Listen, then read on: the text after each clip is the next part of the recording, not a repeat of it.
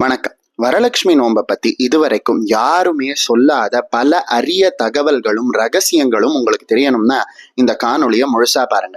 பல வருஷமா நாமும் வரலட்சுமி நோன்பை கொண்டாடி இருப்போம். ஆனா அந்த நோன்பு சரட கையில கட்டிக்கும் பொழுது என்ன மந்திரம் சொல்லி கட்டிக்கணும் அப்படின்னு உங்களுக்கு தெரியுமா?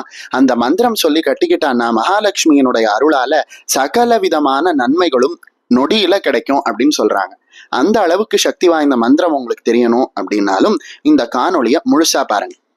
அற்புதமான இந்த ஆவணி மாதத்துல வரக்கூடிய வெள்ளிக்கிழமையில செய்யக்கூடிய அதி அற்புதமான நோன்பை தான் நாம வரலட்சுமி விரதம் அப்படின்னு சொல்றோம். இந்த வரலட்சுமி விரதத்தை நாம அற்புதமாக கலசத்தில் அம்பிகையை ஆவாகனம் பண்ணி, அதாவது கலசத்தில் மகாலட்சுமி தேவியானவள் வீற்றிருப்பதாக நினைத்து நாம பூஜை செய்யறோம். பல விஷயங்கள்ல மகாலட்சுமி இருக்கிறதாக சொல்றது. பசுமாடு, யானை, தங்கம், இப்படி பல விஷயங்கள்ல மகாலட்சுமி இருக்கிறதாக சொன்னாலும் மகாலட்சுமியினுடைய பூர்ண சாண்டித்யம், அதாவது மகாலட்சுமியானவள் நீக்கமர நிறைந்திருக்கக்கூடிய ஒரு விஷயம் அப்படின்னு கேட்டான்னா அது கலசம் அப்படின்னு சொல்லலாம். அதனாலதான் வரலட்சுமி விரதத்தை அன்னைக்கு நாம கலசத்துல மகாலட்சுமியை ஆவாகனம் பண்றோம். கலசம் அப்படின்னு வைத்து நாம பார்க்கும் பொழுது இந்த காலத்துல செப்பு கலசமோ அல்ல வெள்ளி கலசமோ இது ரெண்டுத்துல ஏதாவது ஒண்ணுத்துல மகாலட்சுமியை ஆவாகனம் பண்றாங்க. ஆனா அந்த காலத்துல மண்ணாலான பானைகளில் தானியங்களை நிரப்பி அதுல அம்பிகையை வழிபட்டாங்க அப்படின்னு சொல்றாங்க. சரி, மண்ணாலான பானையில தானியத்தை விட்டு அதுல அம்பிகையை வழிபடுவதற்கு காரணம் என்ன அப்படின்னு கேட்டான்னா, மண்ணுல ஒரே ஒரு தானிய விதையை போட்டோம் அப்படின்னா அந்த ஒரு தானிய விதையானது பன்மடங்காக விளைச்சலாக நம்ம கிட்ட திரும்பி வருது. அந்த வகையில ஒரு சின்ன விஷயத்தை பன்மடங்காக பெருக்கி கொடுக்கக்கூடிய தன்மை மண்ணுக்கும் விதைக்கும் உண்டு. அதே போல நம்முடைய செல்வம் அனைத்தும் பல்கி பெருகணும் அப்படிங்கிறதை குறிப்பதற்காக பானையில் தானியங்களை இட்டு அதில் மகாலட்சுமியை ஆவாகனம் செய்து நாம வழிபடுறோம். அதே போல மண்ணுல இருந்துதான் விதைகள் முளைத்து அந்த விதைகள்ல இருக்கக்கூடிய பயிரானது வளர்ந்து உலக உயிருக்கு உணவாக மாறுது. இந்த உணவு இருக்கிறதுனாலதான் இந்த உலகமே இயங்குது. இந்த உலகத்துக்கு ஆதாரமாக இருப்பதே இந்த உணவு தான். அதனால இந்த உணவை கொடுக்கக்கூடிய தானியத்தையும் அந்த தானியம் விளையக்கூடிய மண்ணையும் தெய்வமாக வணங்கணும் அப்படிங்கிறதுக்காக கலசத்தை நாம வரலட்சுமி விரதத்தை அன்னைக்கு பூஜை பண்றோம்.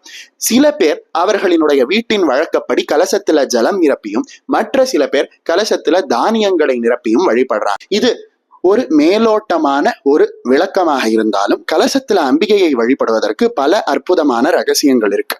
சொல்ல போனா சாஸ்திரங்கள் என்ன சொல்லுது அப்படின்னா, கலசஸ்ய முக்கிய விஷ்ணு கண்டே ருத்ர சமாஸ்ருதாக அப்படின்னு சொல்லுது.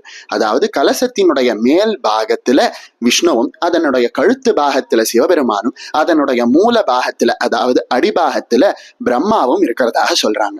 அதே போல நிரம்பி இருக்கக்கூடிய கலசத்துல சாகரம்னு சொல்லப்படக்கூடிய 7 கடல்களும் 7 மலைகளும் அனைத்து விதமான வேதங்களும் சாஸ்திரங்களும் புராணங்களும் அந்த கலசத்துக்குள்ள அடக்கம் அப்படின்னு சொல்றாங்க.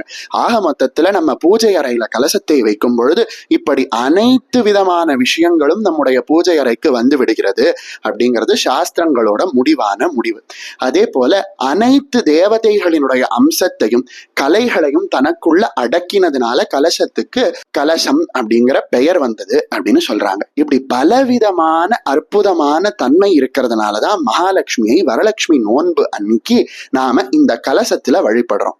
சரி, எப்படி வழிபடணும் அப்படின்னு கேட்டானா, முதல் நாளே வீடை பெருக்கி சுத்தம் செய்து அற்புதமாக மாக்கோலமிட்டு முதல் நாளிலேயே கலசத்தை அலங்காரம் செய்து அதில் வரலட்சுமி அம்மனினுடைய முகத்தை வைத்து கலசத்திற்குள் அரிசி, பருப்பு, எலுமிச்சை பழம், வெற்றிலை, பாக்கு, நாணயம் இவற்றை போட்டு அதன் மேல் வஸ்திரம் கட்டி ஆபரணங்கள் போட்டு அம்பிகையினுடைய முகத்தை வைத்து கிழக்கு முகமாக நுனி இருப்பது போல தலைவாழை இலை பரப்பி அதுல நெல்லை பரப்பி அதில் தாம்பாளத்தில் அரிசியை பரப்பி அந்த அரிசி நிரம்பிய தாம்பாளத்தில் கலசத்தை வைக்கிறோம்.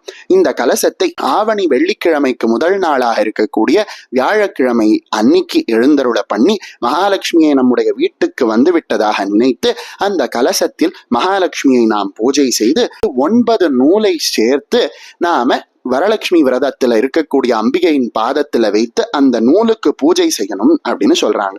அந்த நூலுக்கு நாம பூஜை செய்யும் பொழுது அந்த நூலில், அதாவது அந்த நோன்பு சரடில் 9 விதமான மகாலட்சுமிகள் இருப்பதாக சொல்லப்படுது. அந்த மகாலட்சுமிகள் யார் அப்படின்னு கேட்டான்னா, கமலை, ரமை, லோகமாதா, விஸ்வஜனனி, மகாலட்சுமி, க்ஷீராப்தி தனய, விஸ்வசாட்சினி, சந்திர சகோதரி, ஹரிவல்லபா அப்படின்னு சொல்லப்படக்கூடிய 9 மகாலட்சுமியும் அந்த 9 நூல்கள் சேர்ந்த நோன்பு சரடுல இருக்கிறதாக ஐதீகம்.